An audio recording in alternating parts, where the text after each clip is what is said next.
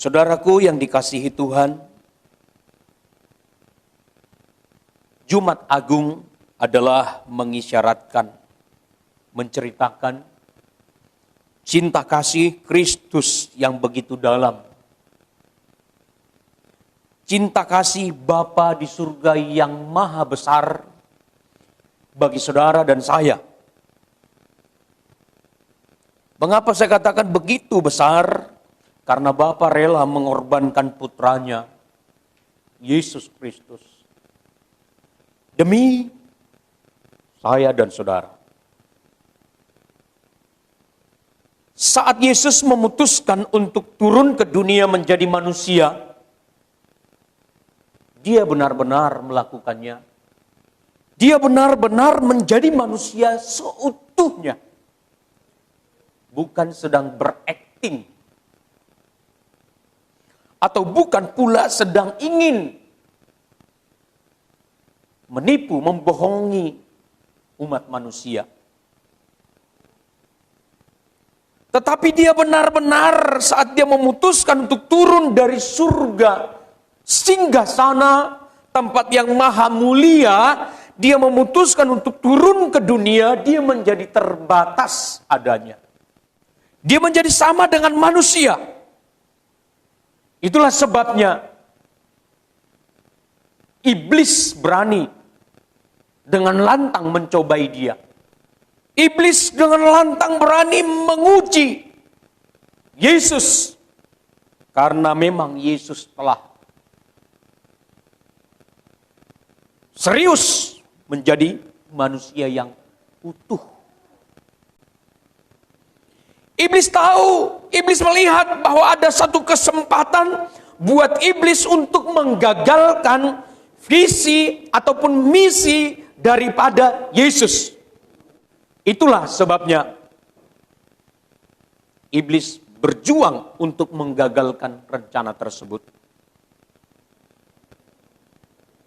Bapak Ibu Saudara, kita akan melihat sebentar dalam Matius pasal yang ke-26.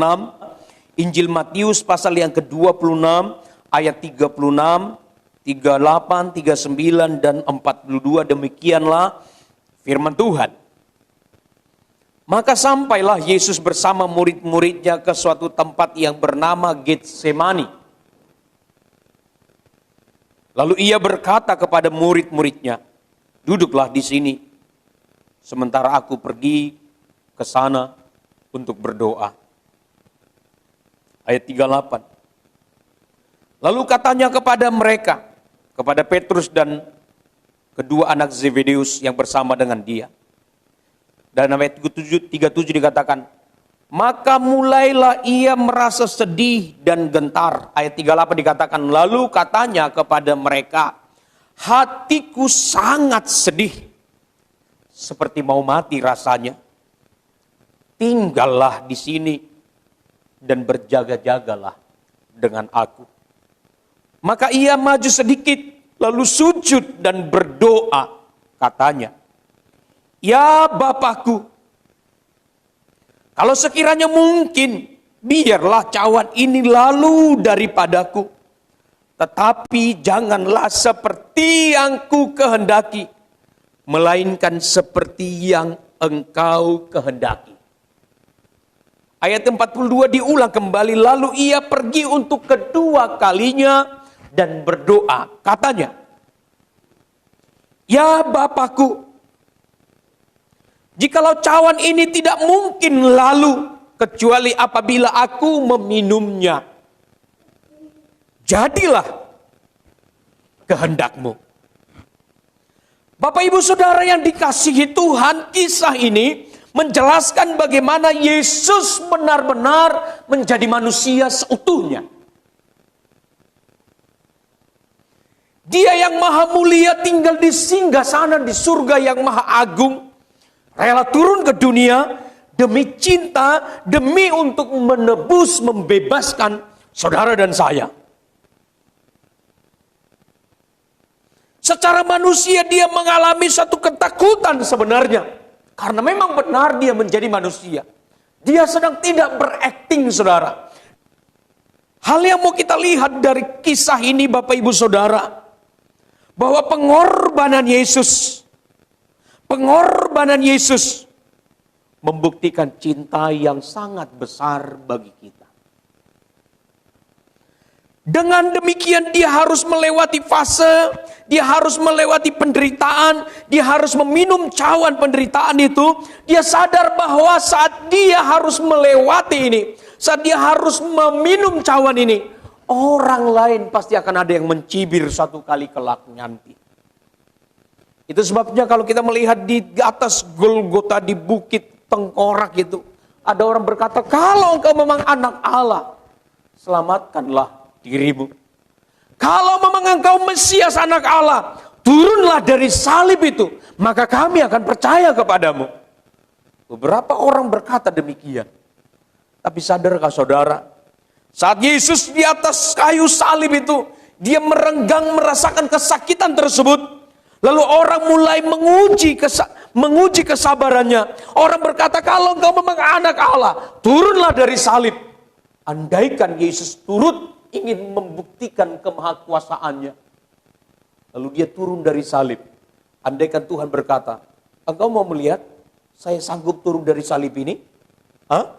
Lu mau lihat kira-kira? Maka dia turun dari salib dengan mudah, saya pikir. Dia turun dari salib. Maka itu akan orang-orang akan terheran-heran. Orang-orang akan merasakan ketakutan yang luar biasa melihat fenomena itu. Sang pribadi yang disalib itu ternyata dengan mudah turun dan tidak ada bekas luka, tidak menderita sama sekali. Kalau Yesus melakukan itu, maka jujur sesungguhnya penebusan gagal. Iblis memakai umat manusia pada masa itu untuk menggagalkan rencana Allah Bapa, menggagalkan cintanya yang sangat besar itu. Mereka berkata secara logika, kalau engkau anak Allah, turunlah dari salib. Tetapi Yesus tidak turun dari salib. Itulah sebabnya hari ini saya mau katakan bagi kita, mujizat terbesar yang Yesus kerjakan bagimu dan bagiku, bagi kita adalah saat dia mengorbankan dirinya di atas kayu salib demi menebus saudara dan saya. Saya mengulang kembali, mujizat yang terbesar yang Yesus kerjakan bagi kita, bagi umat manusia, adalah saat dia mati di atas kayu salib demi menebus umat manusia dari kutuk dosa. Memang manusia lebih cenderung, lebih senang melihat sesuatu yang spektakuler, yang memenuhi hasrat, yang memenuhi keinginan pribadi. Orang lebih tertarik melihat Yesus memberikan makan 5.000 orang dengan 5 roti dan 2 ikan. Saat Yesus menyembuhkan orang sakit, membangkitkan orang yang mati, manusia sering kali lebih terfokus dengan hal-hal yang lahiriah tersebut. Tapi hari ini Bapak Ibu Saudara yang dikasihi Tuhan, dengar baik-baik. Mujizat yang terbesar yang Yesus kerjakan bagi kita adalah saat dia mati di atas kayu salib. Dia menebus saudara, dia menebus hidupku.